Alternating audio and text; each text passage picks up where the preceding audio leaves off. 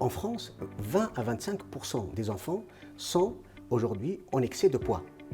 Cela paraît beaucoup, mais ce chiffre reste stable ces 15 dernières années. Parmi eux, 5% des enfants sont atteints d'une vraie obésité. Il faut retenir qu'il y a une seule qui les préoccupe, ce sont les complications psychosociales.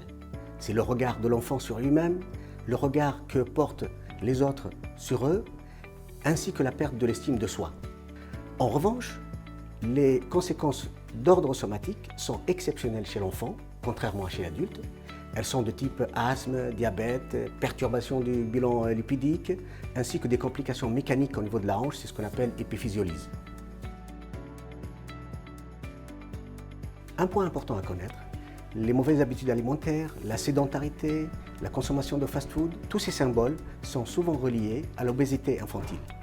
Mais en réalité, ce ne sont pas des vrais facteurs de risque. Le seul facteur de risque véritablement défini, c'est la prédisposition génétique.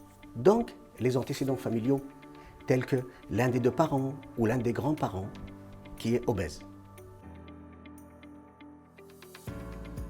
Alors, quand nous recevons un enfant qui consulte pour une obésité, on a deux choses à faire.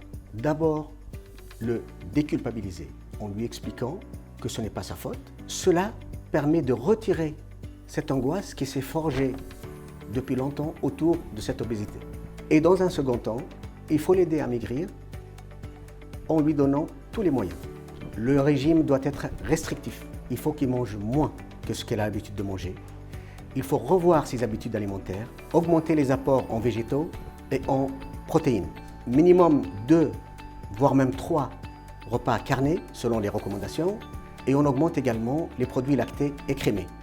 Et bien évidemment, si on voit que l'obésité retentit sur l'état psychologique de l'enfant, on n'hésite pas à l'orienter vers un psychologue qui va l'aider à supporter les contraintes de ce régime.